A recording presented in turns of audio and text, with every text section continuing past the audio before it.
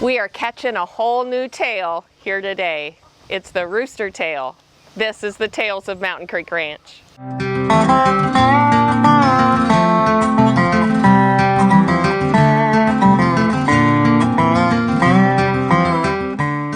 So here we are today at Mountain Creek Ranch at the chicken coop. And this is more like a chicken condo, more like the Ritz-Carlton of chicken houses.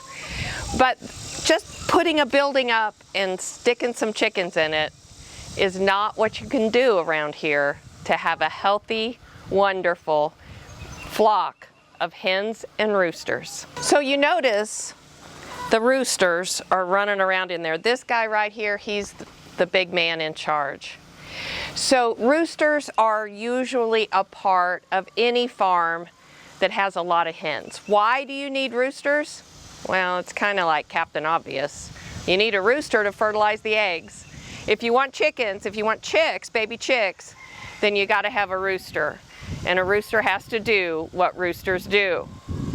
But there's a lot of other reasons why you have a rooster too.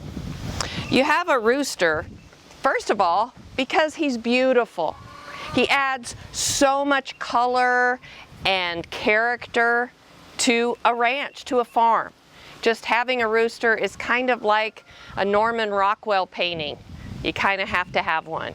And some of them are just absolutely beautiful, like the Rhode Island Red. Now, that noise that you heard, that big cock-a-doodle-doo that we're all so familiar with, that's the trademark sound of the rooster.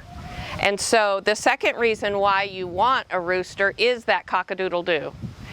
Not just because it's a great, wonderful alarm clock for getting up every morning, but because it's also a warning signal. The reason why they're yelling so much right now is because I'm here.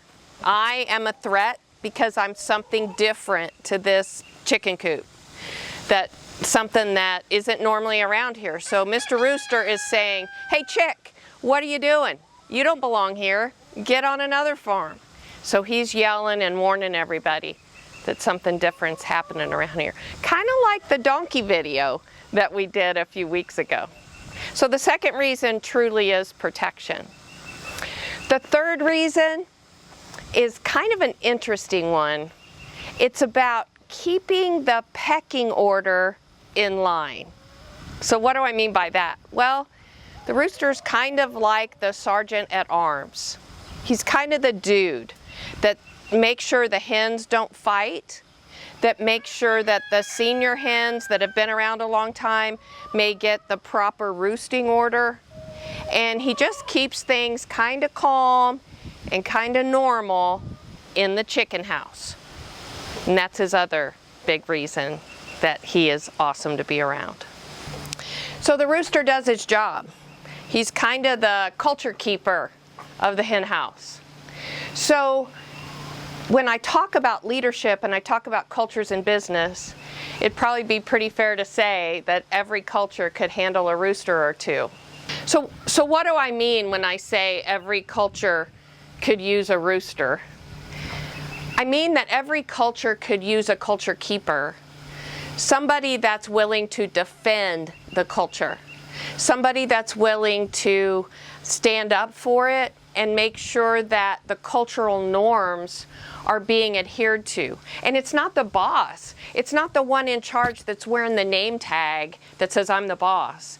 It's the one that cares deeply enough and has the credentials of performance that says, hey, I think you should do it this way because this is the best way to do it around here.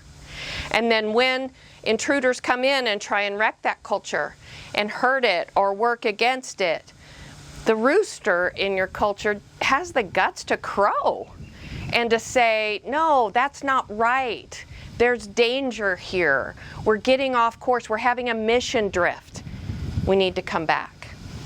Now, please hear me say that I'm not one of those stereotypical people that says we need this many women and this many men and this kind of an environment of male-female. I don't agree with that at all. In fact, oh my gosh, I'm getting ready to make a political statement, so calm down for a minute, because I had a girlfriend of mine call me the other day and actually say, well, you should vote for her because she's a woman.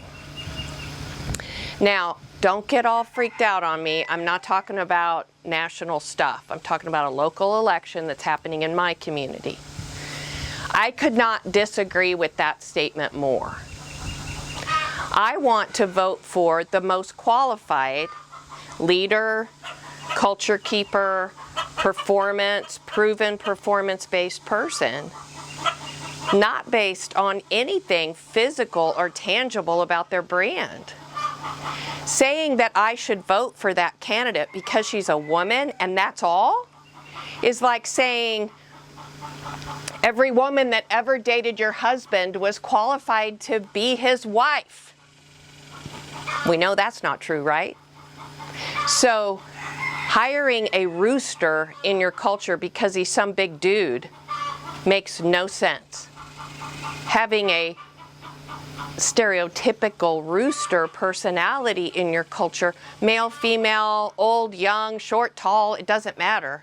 Are they a culture keeper who is helping perpetuate the core values of your organization and keep your chicken coop in order? The chicken coop is an amazing cultural oasis in the middle of this big, beautiful ranch. It's fun to watch the dynamics. Can I have more than one rooster in my chicken coop? I sure can.